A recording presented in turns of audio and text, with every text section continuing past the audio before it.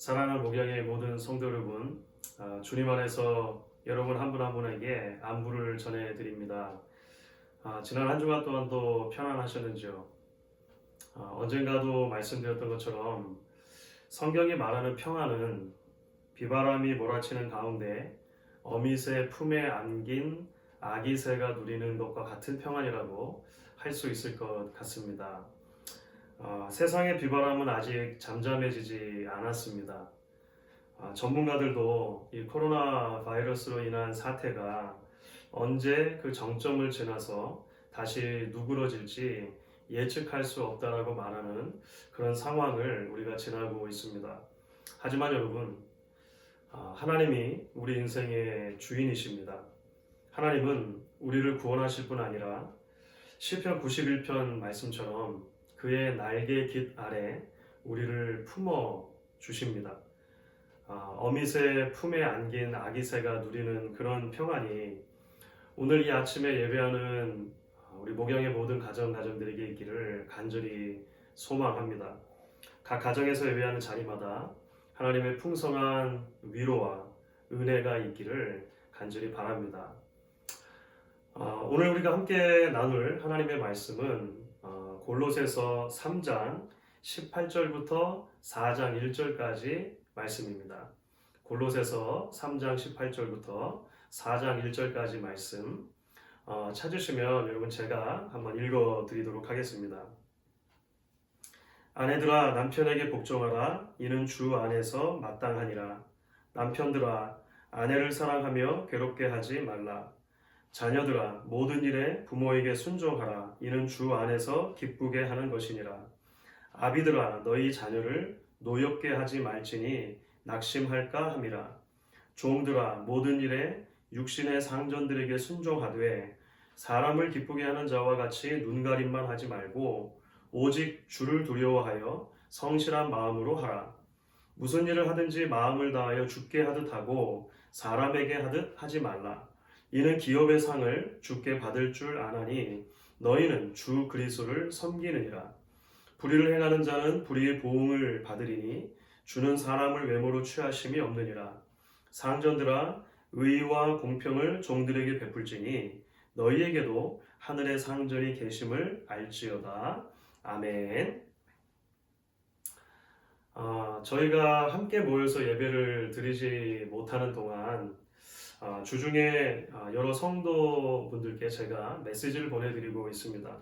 함께 만나 교제하는 것을 온전하게 대체하기는 힘들겠지만 당분간 이처럼 문자 메시지 또 영상 메시지를 통해서 여러분들과 지속적으로 연결되어 있기를 그런 바라는 마음이 간절합니다.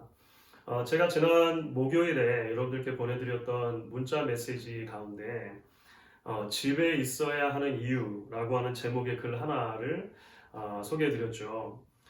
이런 내용이었습니다. 홍수가 왔을 때 노아와 가족들은 어디에 있었나요?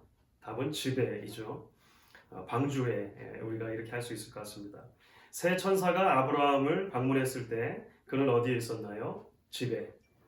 두 천사가 소돔과 고모라에 왔을 때 롯은 어디 있었나요? 집에.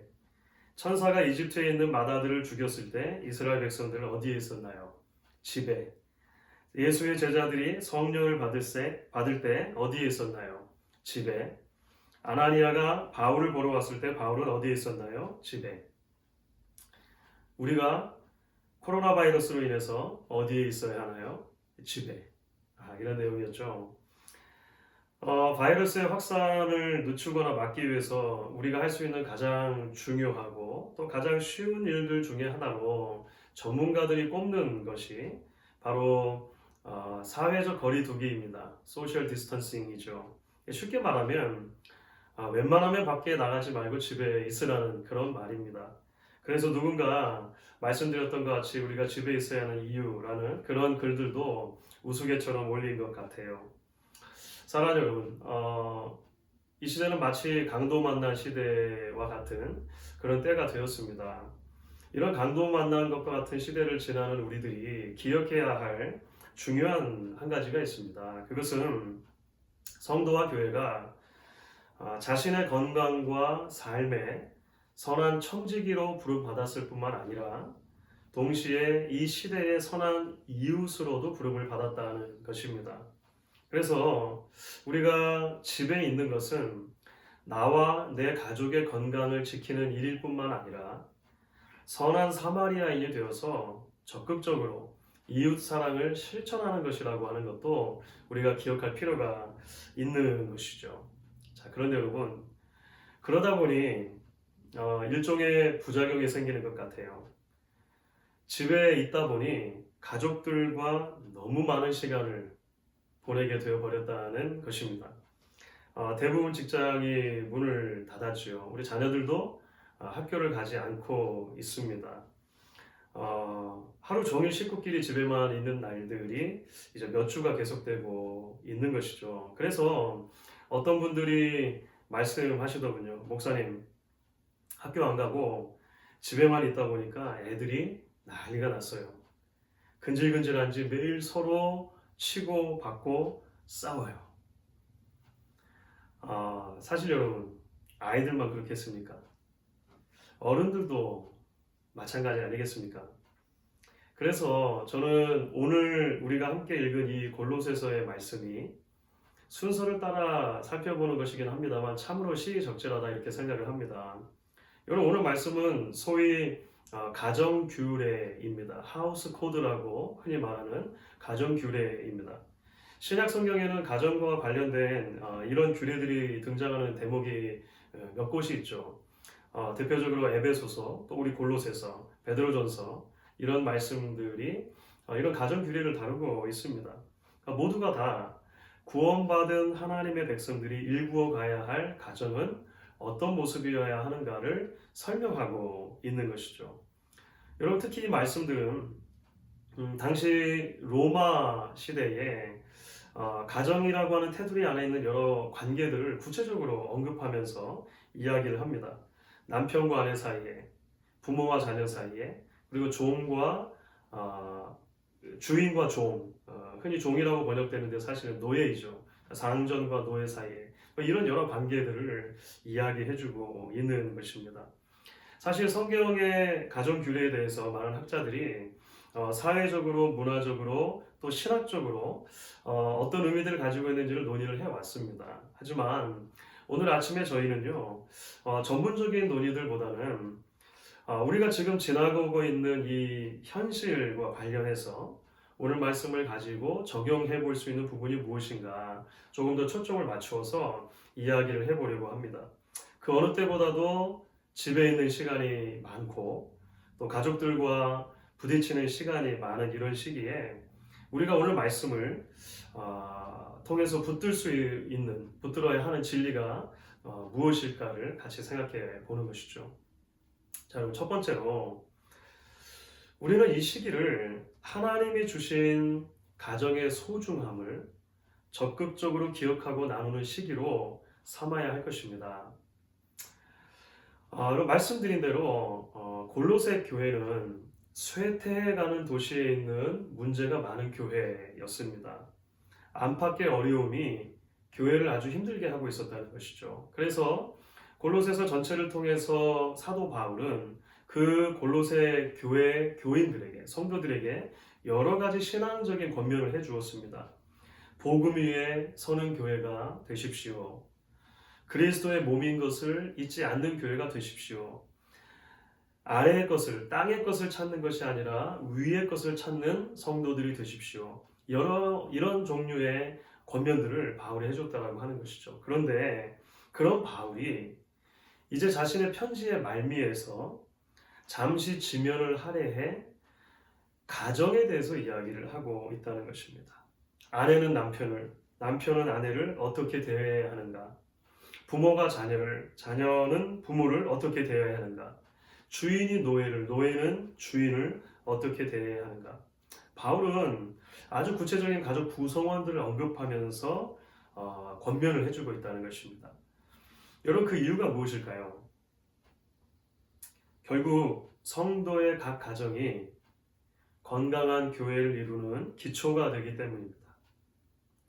성도의 각 가정이야말로 힘든 시기에도 교회가 그리스도의 몸으로 설 수 있는 가장 근본적인 토대이기 때문이라고 하는 것입니다. 신학교 교수로 섬기고 있는 제 그 미국인 한 친구가 한 지인이 최근에 SNS에 이런 글을 올렸더군요. 외식은 덜 하고 운동은 더 하고 잠은 더 자고 아이러니하게도 미국은 전에 없이 건강한 삶을 살고 있다. 이런 글을 썼더라고요. 사실 여러분, 우리가 건강검진을 가면 의사들이 빠지지 않고 하는 말이 있습니다. 건강의 가장 기본을 잘 지키려면 잘 먹고 정기적으로 운동하고 충분히 자는 것이 중요합니다. 이 세 가지에 대해서 거의 이야기를 할 거예요. 그런데 실제로 우리의 삶을 보면 어떻습니까? 그렇지 않을 때가 참 많았죠. 현대 바쁜 삶 속에서 대충 먹거나 끼니를 거르거나 또는 밖에서 식사하게 되는 경우들이 참 많습니다. 운동 부족과 수면 부족에 빠지는 일도 대단히 많다라고 하는 것이죠. 그런데 이제는 우리가 어쩔 수 없이 그렇게 되어버렸습니다. 많은 경우에 요 한 몇 주 동안 집에서 집밥을 세 끼를 먹는 경우들이 아마 많아지셨을 것입니다. 운동하러 도로나 파크를 걷는 사람들이 그 어느 때보다 많은 시기인 것 같아요. 잠도 이전보다 조금 더 충분히 그래도 자지 않습니까? 이전에는 잊고 있었거나 알아도 실천하지 못했던 건강 수칙들을 그 어느 때보다도 우리가 힘써 지키게 된 것 같아요. 여러분 가정도 그렇지 않습니까? 돌아보면 분주한 삶 속에서 우리는 가족의 소중함을 잊고 살 때가 참 많았던 것 같습니다. 일과 가족 사이의 균형을 유지하지 못할 때도 참 많았던 것 같아요. 아내의 소중함에 대해서, 남편의 소중함에 대해서 충분히 감사하지 못할 때도 많았고, 부모의 소중함과 자녀의 소중함에 대해서 충분히 표현하지 못할 때도 많았던 것 같습니다. 누군가 말한 것처럼 집은 잘 가꾸지만, 하우스는 잘 가꾸지만 가정은, 홈은 잘 돌보지 못했던 것이 현대사회의 모습 중에 하나가 아니었나 생각이 듭니다. 사랑하는 여러분, 사회적인 거리두기가 실천되는 동안에 우리는 그 어느 때보다도 가족들과는 가까이 있게 되었습니다. 이 시기를 낭비하지 않는 여러분들 되실 수 있기를 바랍니다. 하나님이 주신 선물인 가정의 소중함을 그 어느 때보다도 깊이 묵상해 볼 수 있는 그런 시간이 되면 좋겠습니다. 식구들 서로에게 고마움과 사랑을 더 적극적으로 표현하는 시간, 격려와 위로를 함께 나누는 그런 시간들이 될 수 있기를 간절히 바랍니다. 자, 그렇다면 여러분, 서로가 서로를 좀 더 소중하게 여기고 대하는 그런 건강한 가정의 회복을 위해서 우리가 구체적으로 노력을 기울여야 할 부분이 있다면 무엇일까요? 그것이 오늘 말씀을 통해서 우리가 함께 나누려고 하는 두 번째 대목이 될 것입니다. 바로 내가 가족을 대하는 자세가 하나님을 향한 예배의 연장이라고 하는 것을 기억하는 것입니다. 자, 여러분 오늘 말씀 속에서 바울이 가족 구성원들이 서로를 어떻게 대해야 하는지 상당히 구체적으로 표현을 하고 있습니다. 아내는 남편에게 복종해야 합니다. 가정의 머리로 남편을 세우신 그 질서를 인정하고 그에 합당한 존중을 보이라, 이런 말로 이해할 수 있겠죠. 남편들은요, 아내를 사랑하고 괴롭게 하지 말아야 합니다. 자녀들은 모든 일에 있어서 부모들에게 순종해야 합니다. 부모는 자녀를 노엽게 하지 말고 인격적으로 대하며 낙심하지 않도록 그렇게 해야 한다고 성경이 말합니다. 종들은 주인에게 순종해야 하고 주인은 종들에게 의와 공평을 베풀어야 한다. 이렇게 바울은 이야기를 하죠. 어떻게 보면 당연해 보이는 이 말씀입니다만 사실 말씀드렸던 것처럼 로마 시대 가정의 문화를 놓고 보면 이것은 대단히 파격적인 말씀이라고 할 수가 있습니다. 왜냐하면 로마 사회는 철저하게 남성 중심의 사회였기 때문에 그렇습니다. 철저하게 또한 신분 사회였기 때문에 그렇다라고 하는 거예요. 그런데 바울은 남성 중심적이고 신분 중심적인 사회 속에서 가족 내 모든 관계를 서로 존중하는 관계라고 정의를 하고 있는 거예요. 상호 존중이라고 하는 더 큰 틀 안에서 이 가족을 바라보고 있다는 것입니다. 남편도 아내도 부모도 자녀도 주인도 종도 서로 존중해야 한다는 것이죠. 어느 한 사람이라도 절대적인 권위를 휘두르거나 남용할 수 없다는 것입니다. 착취할 수 없다는 것입니다. 여러분, 이것은 당시의 문화를 놓고 보면 대단히 파격적인 말씀이라고 하는 거예요. 자, 여러분, 이게 어떻게 가능할까요? 바울은 어떻게 이런 권면을 성도들에게 줄 수 있었을까요? 오늘 말씀 속에 유난히 반복되는 한 표현의 그 답이 있습니다. 바로 주 안에서 혹은 주께 하듯이라고 하는 표현입니다. 바울이 가족 간의 모든 관계를 상호 존중이라고 하는 관계로 이해하는 근거는 뭐냐면요, 사실 모두가 다 한 하나님을 섬기는 백성이라고 하는 데서 출발하는 것입니다.